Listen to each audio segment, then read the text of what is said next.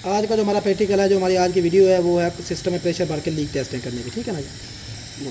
Basically जो हमारा refrigerator होता है, रेफ्रिजरेटर में हमने प्रेशर भर के लीक टेस्टिंग के लिए ज़्यादा से ज़्यादा जो प्रेशर भरना होता है वो 120 या मैक्सिमम 150 हम भरते हैं, इससे ज़्यादा हम नहीं भरते। तो उसके लिए लो प्रेशर गेज का भी इस्तेमाल किया जा सकता है, लेकिन हाई प्रेशर गेज जो है बेसिकली प्रेशर भरने के लिए इस्तेमाल की जाती है, क्योंकि ये 0 से 500 PSI तक होती है। लेकिन लो प्रेशर गेज का ये फ़ायदा होता है कि लो प्रेशर गेज जो है वो 0 से 120 तक, तो उसका जो स्टेप 0 से लेकर 120 तक उसका हर स्टेप 1 PSI का होता है, और 120 से आगे 250 तक जो है फिर उसमें कोई मतलब रीडिंग जो होती है वो रीडेबल नहीं होती, मतलब पता नहीं चलता भी प्रेशर कितना डाउन हुआ है। लेकिन 120 से पीछे पीछे जो है हर एक पॉइंट 1 PSI का होता है, तो लीकिंग आसानी से ट्रेस होती है। तो लो प्रेशर गेज का इस्तेमाल किया जाए तो ज़्यादा बेहतर है, लेकिन यहाँ पर हम हाई प्रेशर गेज का इस्तेमाल कर रहे हैं, तो इसमें हम मैक्सिमम 120 प्रेशर भरेंगे, ठीक है ना। अब देखें, जैसे हमारी गेज जो है यहाँ पर अब इस टाइम 0 पर है। अब प्रेशर पंप के साथ जिसको जैसे ही हम इसको अटैच करेंगे तो प्रेशर सिस्टम के अंदर जाना शुरू हो जाएगा यहाँ से, और ऐसा ऐसा जो है हमारी जो गेज की सुई है वो ऐसा ऐसा मतलब निडल जो है अप होना शुरू हो जाएगी। अब ये इसका एक पॉइंट जो है हाई प्रेशर गेज में 1 पॉइंट 10 PSI का होता है, ठीक है ना। इसमें अगर एक पॉइंट भी डाउन होता है तो इसका मतलब ये है कि 10 PSI प्रेशर जो है ना आपका डाउन हो गया, ठीक है। तो ऐसा ऐसा आपका प्रेशर डाउन होगा। तो अप हो रहा है, इस टाइम हम प्रेशर भर रहे हैं। तो लेकिन बेसिकली जो है टेक्निकली जो प्रेशर भरा जाता है सिस्टम के अंदर वो नाइट्रोजन गैस का भरा जाता है, ठीक है ना। तो नाइट्रोजन गैस का प्रेशर भरने का फ़ायदा ये होता है कि सिस्टम में जब हम वैक्यूम करते हैं तो उसमें नॉन कंडेंसेबल गैसें नहीं जाती, और नाइट्रोजन गैस जो है वो मतलब उसके अंदर नमी नहीं होती और सिस्टम को चोक करने का सबब नहीं बनती, और आसानी से थोड़ा सा वैक्यूम करने के बाद आप गैस डाल सकते हैं, ठीक है।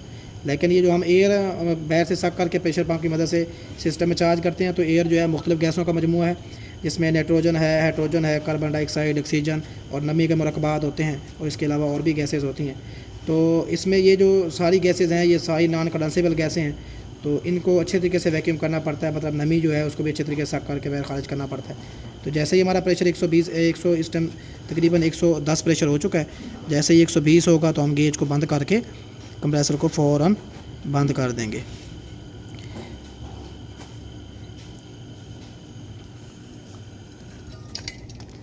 तो हमारा प्रेशर जो है तकरीबन एक्यूरेट 120 हो गया। 120 प्रेशर भरने के बाद फ़ौरन हमने इधर से गेज बंद कर दी, और प्रेशर पंप को बंद करने के बाद अब हम लीक टेस्टर की मदद से, लीक टेस्टिंग बेसिकली तो झाग की मदद से ही की जाती है, ठीक है ना।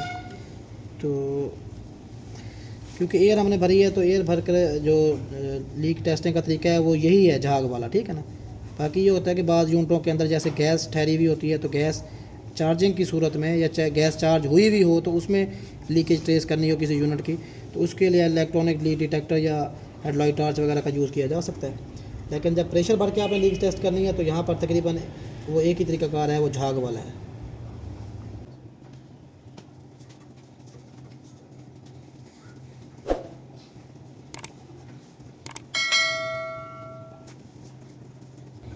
झाग वैसे जितनी पतली पतली हम लगाते हैं उससे जो है आसानी से लीकिंग मिल जाती है। मोटी झाग लगाने से ये होता है कि बबल्स जो होते हैं बाज़ बारीक, अगर माइनर लीकिंग हो तो उसके जो बबल्स होते हैं झाग के अंदर ही छुप जाते हैं, पता नहीं चलता लीकिंग है या नहीं है।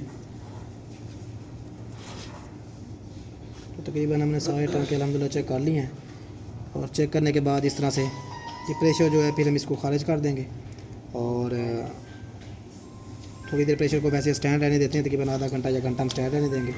उसके बाद फिर प्रेशर को डिस्चार्ज करके सब निकाल लेंगे कि आया कि प्रेशर का स्टैंड रहेगा तो फिर लीकेज नहीं है, तो वरना लीकेज हो भी सकती है, ठीक है ना। जज़ाकल्लाह।